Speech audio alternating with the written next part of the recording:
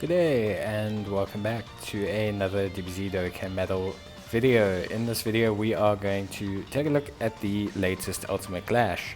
Now we've changed the format, so what we'll be doing is we'll be taking on Omega Shenron, and then what we'll be doing is we will go through each of the bosses and why I chose my certain team, and that's about it. So it's a little bit more scaled down, but it should give you guys the perfect amount of information to take on the Ultimate Clash. You'll still be able to see my teams. I'll explain to you how they worked and how they countered the bosses.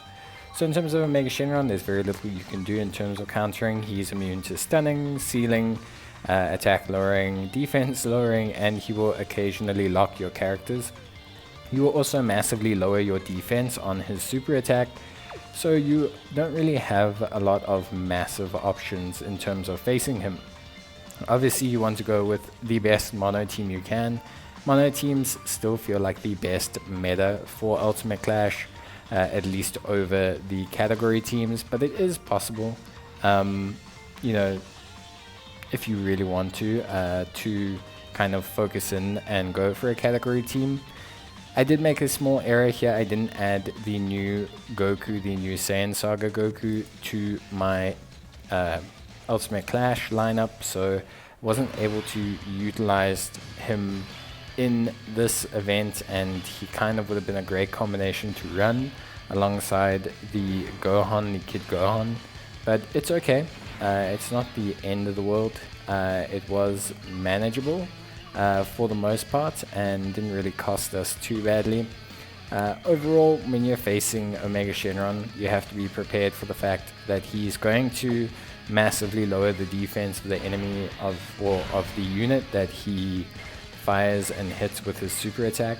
So if you don't have a good kind of solid defense all around or some method of healing, you are going to suffer quite a bit, because once he massively lowers that defense, you're not going to be able to recover that health. So bringing some kind of healer or heal based links is going to be very helpful.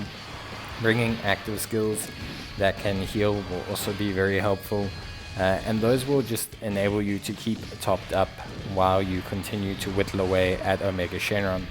Of course, you can take him on with just a full damage and try to out damage him at the same pace that he damages you, but the chances are you're not going to be able to utilize this as much as you want. You're not going to be able to handle it as well as you want, and so you are going to struggle a little bit in terms of keeping up with damage. Beyond that though, that's really all you can kind of prep for with Omega Shenron. Bringing heals is a good call, and obviously having damage reduction instead of straight defense is usually helpful. Evasion is also good. Evasion will definitely help a lot. Being able to evade super attacks or counter them is also very helpful. I wouldn't bring units like, you know, for example, I wouldn't bring units that thrive only on normal attack counters, because they'll get hit very hard by the super attack. But units like Vegeta Blue will be quite helpful, especially if you enable him to get off his super attacks beforehand, thus letting him raise his defense, and he'll be able to be very good in terms of countering Omega Shenron. Even if he gets supered afterwards, if he's raised his defense, he won't take so much damage, and then you should be able to kind of control and dish out through the counter attacks. You can see here that this team didn't really succeed too well. There's some crucial methods that would have replaced Krillin with the Saiyan Saga Goku. He would have helped the most, and then of course you know, that combination with him and Gohan would have been a lot more powerful. In terms of the extreme team we're taking in, I'm just going to knock out Deborah and replace him with Raccoon. That's going to be my main extreme team here.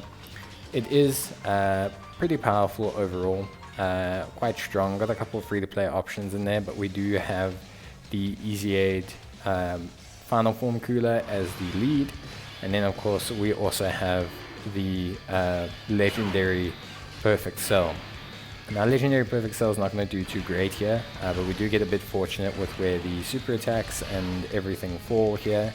And obviously we have the Boo combination, so we have some decent links off of those heals. We have some decent healing off of those links.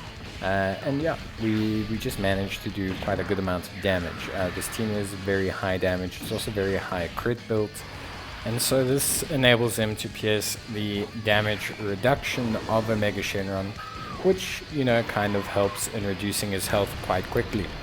Now we also get lucky in terms of our crits, obviously. We don't get an additional super attack with Boo tanks, which is a bit unfortunate.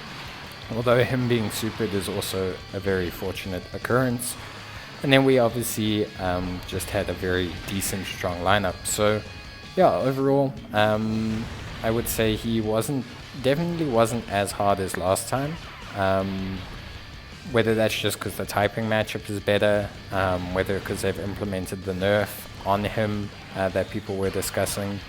Just overall wasn't as tough as last time. Still very challenging, but was quite enjoyable, and I think just very good overall. So yeah, here we'll have perfect cells, so you can see here's the locking rotation kind of coming into effect.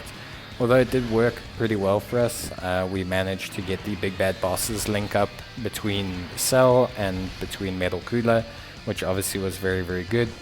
Although Perfect Cell took, you know, quite a bit of damage, Final Form Cooler will do a very, very solid amount of damage in return. So it was more than fine to kind of take on that damage overall. So yeah. Overall, I'm pretty happy with this run and this team, and so it was all really, really solid. I think, yeah, overall, I would honestly say you should probably start with an extreme physical team if that's what you're running. They just seem to have a bit more life regeneration, and do, after some recent EZAs, have quite a bit of damage involved with them, which is obviously very, very good overall. So yeah, that's pretty much it in terms of beating Omega Shenron. What we'll do now is we'll just talk through the team builds and the various bosses from beforehand, and discuss obviously how I took them on and how you can possibly take them on as well. So you can see here we have beaten all the levels. We did have to use an extra team at the end, but as always you can kind of pack your teams. The first enemy was Invisible Man, who evades a lot of attacks and is immune to stunning. Although he doesn't do a lot of damage, so here you can just bring one random unit and just let Cybermen take him out. The next is against Ake or Aka. A very simple unit, you can just use whatever mono team is weakest for you, and you should be able to take him out no problem. He doesn't have anything special except for being immune to stunning. The next is Thouser, who's immune to stunning, sealing, can't have his attack lowered, and can fire 2 super attacks in a turn. Again, nothing too difficult. The 2 super attacks is irritating, but you should have a strong enough team, possibly bring some damage reduction if you're concerned, or the ability to foresee super attacks. Strength Supreme Kai is immune to stunning and sealing. He also can evade attacks and will randomly seal your super attacks. I have a very free-to-play friendly team here that you can utilize, and overall did very, very well. There wasn't anything too major about him that you could focus on. Then, of course, we come to the Future Trunks, so obviously quite a challenging unit. He's immune to stunning, sealing, lowering of attack and defense, and he locks character switching. He also greatly raises his attack on his super attack, so I brought the Demon King Piccolo and the First Form Cell for a form of healing and also for a form of damage reduction. That's what's really going to help you out. But overall, you just need quite a strong team. I would suggest Extreme Tech for this, just due to the fact that there's quite a few strong free-to-play options here, but you can get some pretty decent ones elsewhere. Then, of course, the next unit that we have is the Vegeta. So with Vegeta, you can seal him. I didn't necessarily go for this strategy because, quite frankly, it wasn't really necessary with my team, but sealing him will help you quite a bit. He can fire multiple super attacks, so controlling that is a very good mechanic to utilize. And with super strength, there's quite a few options in terms of sealing, but one of them is the Chi-Chi unit. Then next we have second form Cell. So the key here is to stun him. It will prevent him healing and also prevent him from firing off super attacks, which cause quite a bit of damage. In the AGL side, the Whis is a good free-to-play option for stuns, and I also used the Universe 7 Majin Buu. He also did a very solid job. Then we have Tech Goku, who's immune to stunning. It's kind of the opposite of, well, not really. Sealing him helps a lot. He can also evade your attacks. I only used one sealer in the form of the free-to-play Giru, but it does help you quite a bit in terms of preventing his damage. So getting those seals is quite important. You can also lower his attack and defense, with lowering attack also helping quite a bit. So a combination of those, I used the Vegeta to lower his attack, was very helpful overall. Then second to last, we have Piccolo Jr., immune to stunning, immune to attack lowering, immune to defense lowering, but he can be sealed. He is kind of like Cooler, except you can only seal him. So I brought 2 seals in the form of Master Roshi and Tien and the God Goku. I do suggest bringing 2 seals just to keep him wrapped up, as his super attacks do hit quite significantly hard. You will also need some form of offense, as he has quite a large heal and you're going to need to counteract that. But that is pretty much it. In terms of the missions, we obviously completed them all. They are the same as always, doing one full run through, and then we just have to complete 2 more complete run throughs for a total of 3 for all of the rewards. But we got the big ones out the way. So that is pretty much it. So let me know in the comments down below how you guys feel. Have you guys finished Ultimate Clash? Have you not? Let me know if you managed to finish the missions or not, and let me know what kind of teams you used, or if you need any further help. Leave a like if you enjoyed the video. Otherwise, I will see you guys in the next one. Until then, take care, stay safe, and as always, I will see you guys in the next one. Bye.